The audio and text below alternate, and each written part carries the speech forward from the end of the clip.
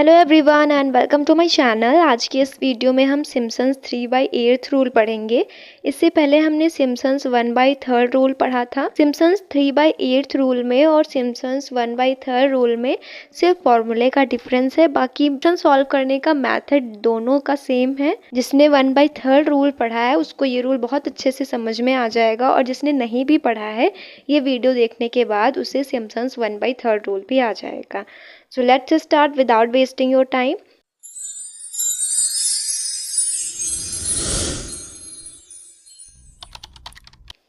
सबसे पहले Simpson's 3/8 rule में हमें क्वेश्चन कैसे दिया गया होगा, calculate the value of this integral by Simpson's 3/8 rule. इस क्वेश्चन में इस इंटीग्रल की वैल्यू निकालनी है सिम्पसन्स 3/8 रूल का यूज़ करके। इसको स्टेप बाय स्टेप समझेंगे कैसे क्या होगा। लोअर लिमिट जो होती है वो x0 की वैल्यू हो जाती है, और जो अपर लिमिट होती है वो हमें लानी होती है। फर्स्ट वैल्यू जो लोअर लिमिट होगी वो हो जाएगी, और लास्ट वैल्यू जो अपर लिमिट होगी वो हो जाएगी। अब बीच में ये x1, x2, x3, x4, x5 हम कैसे निकालते हैं वो देखते हैं। तो x1 निकालने का क्या फॉर्मूला होगा, x1 is equal to x0 plus h। x0 में हम h ऐड कर दें तो हमें x1 की वैल्यू मिल जाएगी। अब अगर हमें x2 की वैल्यू निकालनी है तो उसका क्या फॉर्मूला होगा, x2 is equal to x1 plus h। मतलब पिछले वाले एलिमेंट में, पिछले वाले टर्म में हम h ऐड करते जाएंगे तो आगे वाला टर्म हमें मिलता जाएगा, और ये तब तक हम ऐड करते रहेंगे जब तक हमें अपर लिमिट ना मिल जाए। जैसे अपर लिमिट 6 है तो हमें जब तक 6 नहीं मिल जाएगा तब तक हम उसमें h ऐड करते रहेंगे। x0 0 था, x0 में h1 ऐड करेंगे तो x1 की वैल्यू 1 आ जाएगी। 1 में 1 ऐड करेंगे तो x2 की वैल्यू 2 हो जाएगी।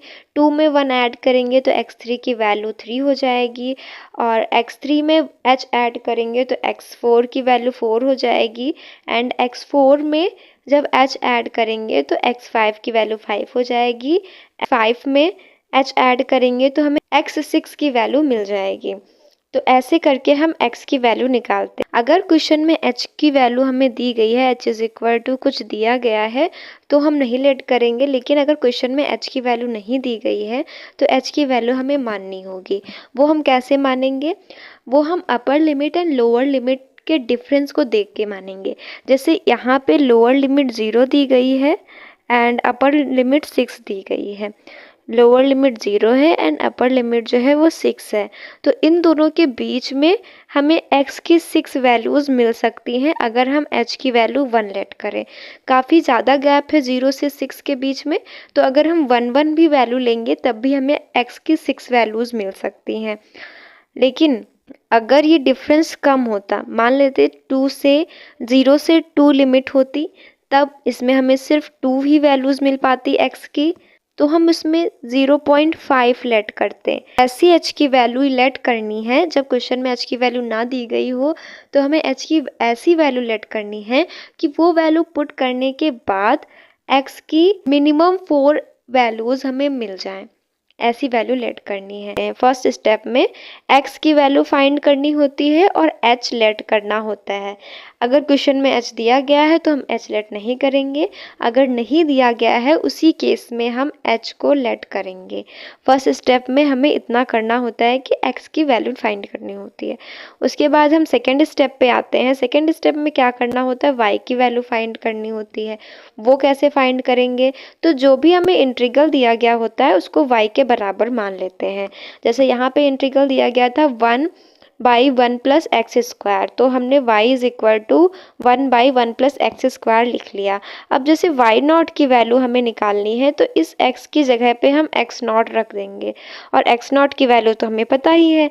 जब हम x0 की वैल्यू रखेंगे तो 1 प्लस 0 का स्क्वायर हो जाएगा, तो ओवरऑल हमें 1 मिलेगा। तो जो y0 है उसकी वैल्यू 1 आ जाएगी। इसी तरह हम y2, y3, y4, y5, y6 तक की वैल्यूज़ निकाल लेंगे। जहाँ तक x की वैल्यूज़ आती हैं वहाँ तक हम y की वैल्यू फाइंड करेंगे। जब हमें y1 की वैल्यू निकालनी होगी तो इस x की जगह पे हम x1 की वैल्यू रखेंगे। जब y2 की वैल्यू निकालनी पड़ेगी तो x 1 की जगह x2 रख देंगे, y3 की वैल्यू निकालेंगे तब x2 की जगह x3 रख देंगे। मतलब यहाँ पे जो भी हम वैल्यूज़ निकालते हैं वही x की वैल्यू यहाँ पे पुट कर देंगे। पुट करके ये पूरा इंटीग्रल सॉल्व करेंगे। सॉल्व करने पे जो भी वैल्यू मिलेगी वही y की वैल्यू हो जाएगी। तो फर्स्ट स्टेप में हम x की वैल्यूज़ निकालते हैं और सेकेंड स्टेप में हम y की वैल्यू निकालते हैं। तो ये सारी y की वैल्यूज़ आ गई। y1 की वैल्यू, सबसे पहले y0 की वैल्यू 1 आई, y1 की 0.5, y2 की 0.2, y3 की 0.1, y4 की 0.588, y5 की 0.0385 एंड y6 की वैल्यू आई है 0.0270। ये सारी y की वैल्यूज़ आ गई हैं। अब हम स्टेप 3 पे आएंगे। स्टेप 1 में हम x की वैल्यूज़ निकालेंगे, स्टेप 2 में हम y की वैल्यूज़ निकालेंगे एंड स्टेप 3 में हम जो भी रूल हमें लगाना है उसका फॉर्मूला रख के सारी वैल्यूज़ उसमें पुट कर देंगे। 3 स्टेप में ये सारे क्वेश्चन सॉल्व हो जाते हैं। तो फॉर्मूला क्या होता है सिम्पसन 3/8 रूल का, वो ये होता है। इस फॉर्मूले को याद करने का तरीका क्या होगा वो समझते हैं। जैसे कि रूल है सिम्पसन 3/8 रूल, तो हम 3/8 से मल्टीप्लाई कर देंगे h को। h की वैल्यू 1 है तो यहाँ 1 पुट कर दिया गया। फिर फर्स्ट वैल्यू जो कि y0 थी एंड y की लास्ट वैल्यू जो कि y6 थी, उनको एक में ऐड कर लेंगे। उसके बाद 2 लिखेंगे, 2 में जो मिडिल वैल्यू होगी वो लिख देंगे, 2 से मल्टीप्लाई करेंगे उसको। उसके बाद क्या करेंगे, +3 लिखेंगे। फिर जो वैल्यूज़ बची हुई हैं वो सारी लिख देंगे। जैसे फर्स्ट ब्रैकेट में पहली और आखिरी वैल्यू आ गई, दूसरे ब्रैकेट में y3 मतलब मिडिल वैल्यू आ गई। अब इतनी वैल्यूज़ छोड़ के जो भी वैल्यूज़ बची हैं वो 3 के साथ हम लिख देंगे, y1 plus y2 plus y4 plus y5। वो सारी वैल्यूज़ हम 3 से मल्टीप्लाई में लिख देंगे। तो यहाँ पे तो ये ऐसे ये फॉर्मूला बना है। ये सारी वैल्यूज़ हम ऊपर निकाल चुके हैं। ये सारी वैल्यूज़ इसी फॉर्मूले में पुट कर देंगे। y0 की वैल्यू पुट की, प्लस y6 की वैल्यू पुट की, 2 इंटू y3 की वैल्यू 0.1 थी, 0.1 पुट कर दिया। उसके बाद 3 इंटू में y1, y2, y4, y5 की जो भी वैल्यूज़ थी वो सारी पुट कर दी। पुट करने पे ये कुछ इस फॉर्म में आ गया इंटीग्रल। उसके बाद क्या करेंगे, उसके बाद हम कैलकुलेशन करेंगे। कैलकुलेशन में पहले ये ब्रैकेट सॉल्व किया गया है। ये ब्रैकेट सॉल्व करने के बाद पहले इनको ऐड किया तो ये मिल गया। फिर ये 2 इंटू 0.2 किया तो 0.2 हो गया। उसके बाद 3 इंटू दिस किया तो 3, इन सबको ऐड करने पे 1.327 मिल गया। फिर और इसको फर्दर सॉल्व किया तो ये इस फॉर्म में आ गया। अब 3/8 इंटू 5.208 करेंगे, इसको सॉल्व करेंगे। जो भी वैल्यू आएगी वो उस इंटीग्रल की वैल्यू हो जाएगी और वही क्वेश्चन हो जाएगा गिवन क्वेश्चन का।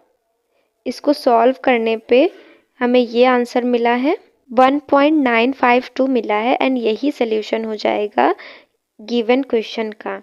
तो क्या करेंगे, 3 स्टेप में ये क्वेश्चन कंप्लीट होगा। फर्स्ट स्टेप में हम x की वैल्यू निकालेंगे, सेकेंड स्टेप में हम y की वैल्यूज़ निकालेंगे, थर्ड स्टेप में फॉर्मूला लिखेंगे और फॉर्मूले में सारी वैल्यूज़ पुट कर देंगे।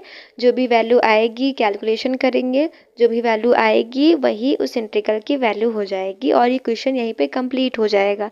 सेम इसी तरह हमने सिम्पसन्स 1/3 रूल पढ़ा था, उसमें बस फॉर्मूला चेंज था कि पूरा मेथड वैसा ही है।